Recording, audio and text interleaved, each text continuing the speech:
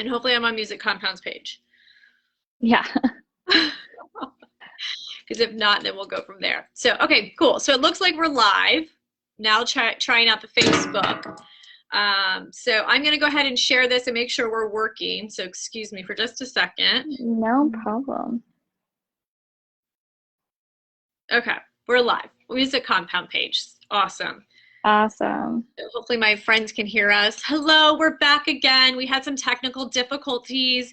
The internet in the studio that has the beautiful banner for the Facebook feeds lost its internet, so we do apologize. But Gina and I are back here to talk about our workshop that we're going to be hosting via Zoom this Saturday from 1 to 3. It's called Modern Musician, and Gina is going to be sharing some tips and tricks and telling us how we can increase our networking, our profitability as far as our income, our social media presence, and really just take our music business to the next level. And Gina, if you could just tell us a little bit about you and your expertise and why you are putting together this workshop for us.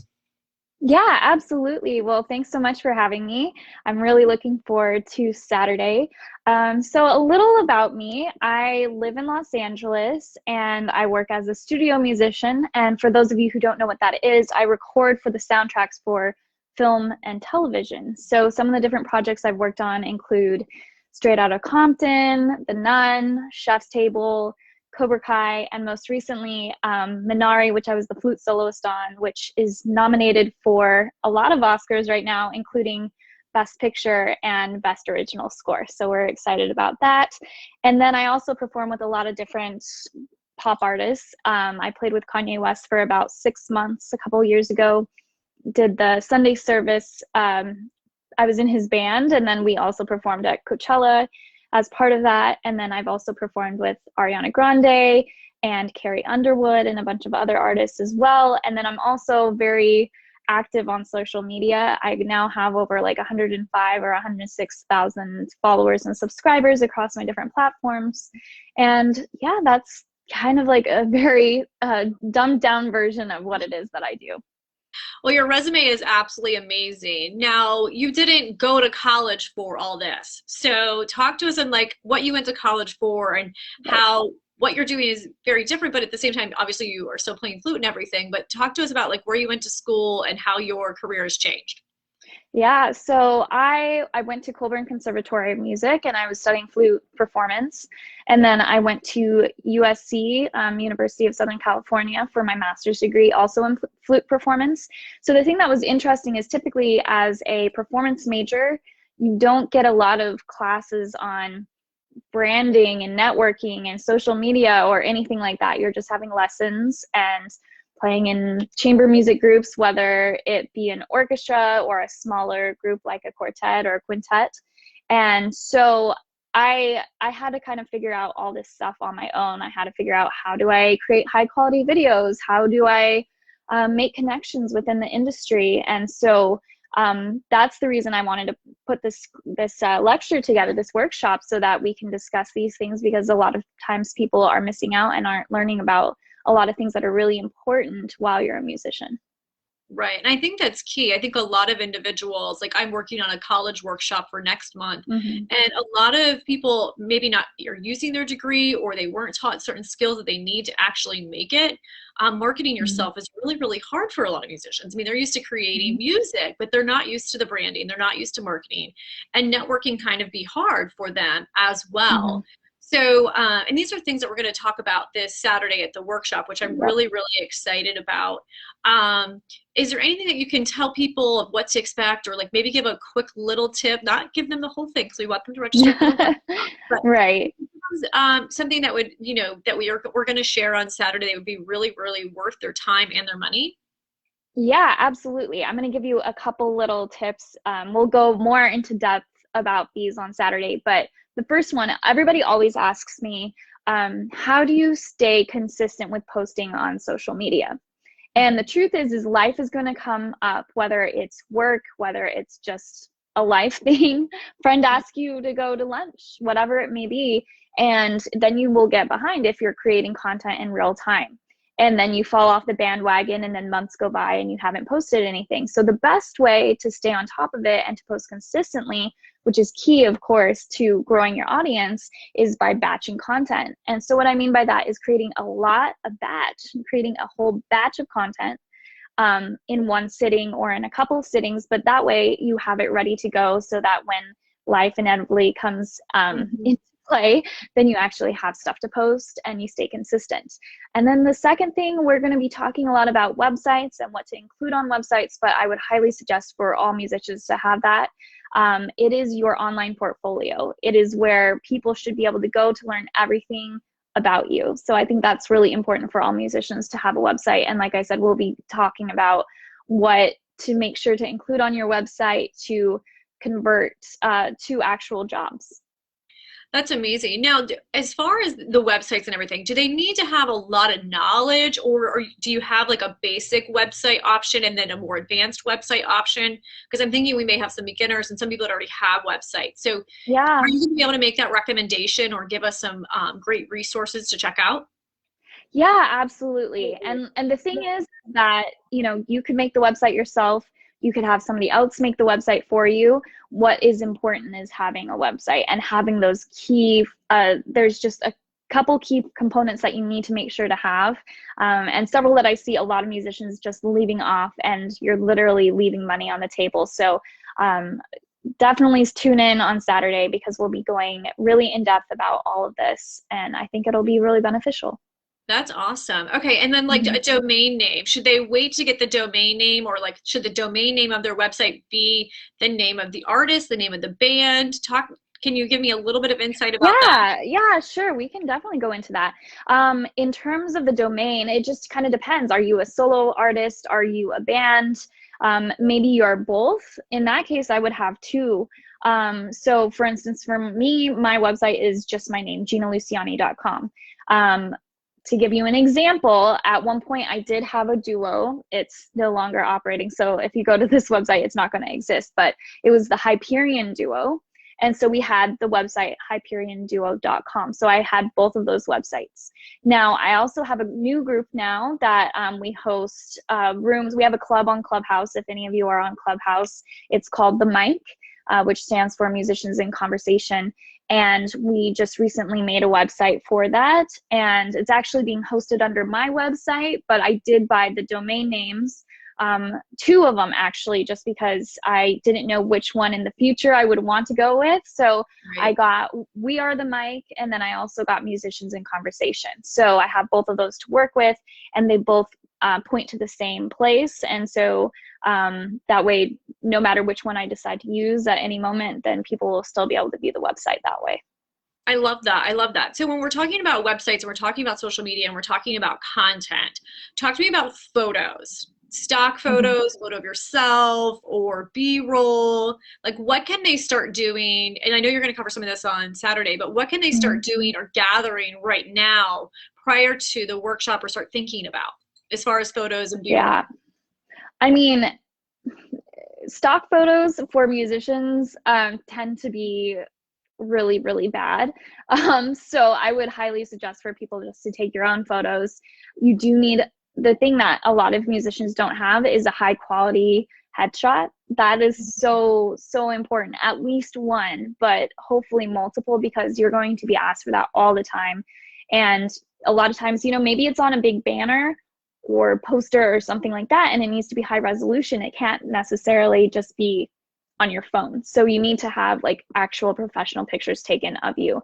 And it's also important for that to look like you. So two things on that. The first one is I see a lot of pictures that are from like 10 years prior, and then you see the person in person and they don't really look like that anymore. So like that's our like one of photo. Yeah, exactly. It's like one of my biggest pet peeves. And then I guess the second one would just be that sometimes people will get so done up for their picture, like, and they don't even really look like themselves. And then you actually see it, of course, look like you're the best version of you if you can, you know, do your hair, do your makeup if you want to.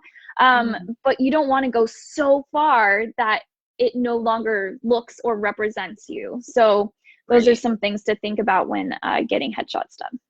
I love it. I think it's important as well. And I think you should get a headshot like every 2 or 3 years too, because you change Absolutely. as a person, you Hmm. change as an artist, you know, and as you grow just personally, you change as Hmm. well. So we're also going to be talking about networking, which I think is really, really important. I just had on a musician a couple weeks ago, and he was able to get certain opportunities because of his networking and because he Hmm. followed up with people and he wasn't afraid to go and talk to people. So how can you tell us how you got your start? And like, it sounds like you're doing some pretty big stuff now. Like, how did you get there? And like some of the people that you networked with? Yeah. Yeah, so I mean, it was just a matter of meeting people while I was in school that I would highly recommend for people that if you are planning on going to college, to do your last degree in the city that you're hoping to live in and to be working in, because that will help you a lot grow your network and meet people that are in the scene within that city. It Hmm. is really hard if after you graduate, then you move to a completely new city that you don't know anybody, because then it's hard to figure out like who's working, who should I be meeting, how does this operate? And so that's the most important thing. But the biggest thing about networking is just more about making connections, and rather than thinking like, what can that person do for me? Of course, yeah, that's a really, really great point. I think that people that have been networking or that are in the industry, they know that, but a lot of people fresh out of college or Hmm. new into it don't really understand that. I mean, I do a lot of Right. networking things, and that's one of the things I say is don't think about what's in it for you right now. Just how can you connect with people? How can you help them? And really just Hmm. build that relationship, because those relationships are really, really important. It's like who you know as well. So Hmm. I'm really excited for you to share that with a lot of our kids as well. Yeah. And it is, obviously we're a music school here in Sarasota, so a lot of our attendees are going to be, high school or going into college, or some of our college students. We will have some adults as well. But is there anything that you can give them as far as advice of what they should be doing right now on a daily basis as far as networking or, just making connections? Yeah, I mean, I guess the biggest piece of advice that I can give you is that the world is incredibly small. And there's people that I was in youth symphony with back, I'm originally from Utah. I was in youth symphony with them, and I ended up being in my master's program with a girl that was in youth symphony with me. And like, it was a very small group. And that's just one of the very many stories that I have about the world just getting smaller and smaller and smaller. Another, this is like kind of music related, kind of not, but yesterday I was talking with one of my friends, and I said that I had just had my meeting with my CPA to go over all my taxes. And Right, they were asking, oh, what's their name? Like, what, what is their firm or whatever? And I told them, and they were like, oh my gosh, the guy who is the CEO of that company is my dad's friend. So it's just weird, like very right, small. Everything's very small. And so the biggest thing I would say is like, if you don't have something nice to say, don't say it at all. And, right. like your past will come back to haunt you, and hopefully it doesn't haunt you and it's a more of a positive experience. So I Yeah. think it's just really important to, when you are forming these relationships, to show yourself in the best light possible, and just know like, you might, like for me, I thought, oh, I'll be leaving Utah, I'll never see any of these people again, and that was not the case, and a lot of those people are still very present in my life. Wow, that's amazing. I love that you said that too, because we are catering to young musicians, and some Hmm. of them progress much faster than others, or they're in a band and they do want to become a solo artist and they forget where they started or who they started playing with as well. And I'm always telling them, hey, you don't know where that person's going to be. They may be inspired next year to be a really great guitar player, and they may move to Nashville. Be nice to them and help them, Yeah. and let's work together, and let's not develop or create an ego or a chip on our shoulder that we were better than people, because you may be better than them right now, but that doesn't mean long term. And you don't know Hmm. And they might be in a position to hire you. Maybe they're not a musician anymore, but maybe they're working for a label or that. Hmm. whatever it may be. So you don't know. Yeah. Right. Awesome. Well, I think that's really great tip. So we're really excited to have you on Saturday present to our students and to the public. So if you are tuning into this and you are interested in joining our workshop, it's open to the public 1 to 3 p.m. this Saturday, March 27th, online. So you do need to register so we can send you the Zoom link. And once again, Gina will be joining us and leading that workshop this Saturday. It's going to be fantastic. I think everybody can learn something. And I know that we work with a lot of musicians, we work with a lot of people out in the industry, but you can always learn something from someone older, someone younger, someone that's, you may even learn something from someone that's attending the event as well. So I definitely suggest you register for that. Next month, we will be hosting our Navigating Your College Career Workshop, and that's where we're going to be mapping out the United States, top colleges, top degrees, and then really helping you navigate maybe where you want to go to college or what program you want to go in. I think it's really important. Maybe Gina, you can even comment on this, but a lot of times where it's like, oh, I just want to be in the music industry and I just want to, people think that they're going to be on stage, and sometimes that's not the case, and it's really, really hard. But there are other roles within the industry where you can make a good living and you can have a career and still do what you love. So I'm thinking that's what we're going to be helping a lot of people with, that Navigating Your College workshop. So thanks for tuning in. If you have any questions, go ahead and drop in the comment. Make sure you share this or reach out to us. And I'm going to drop the ticket link on here for you guys to get your tickets. Any last words, Gina? No, I'm just really excited for Saturday. I think we're going to be going over a lot of helpful information for musicians. So hopefully a lot of you will tune in. Awesome. Looking forward to it. Can you tell them where to find your music and your website, your social media? And can you plug your platforms, please? Absolutely. So my website is my name, GinaLuciani.com, Luciani. I know a lot of people are like, how do you spell that? And then you can find me on YouTube and Instagram through there, or my handle on Instagram is Gina Luciani Flute. So you can find me there. You can search on the internet, just Gina Flute, and I'll pop up. So yeah. Awesome. Perfect. Well, Gina, thank you so much for joining us. Thank you all for tuning in. Once again, so sorry about the technical difficulties earlier, but hopefully you guys got what you needed, and we'll see you soon. Thank you so much and have a great day. Thank you. Bye. Bye. I'm going to end this. I may see you later, or I'll have to call you. I'm going to end it, okay? Okay.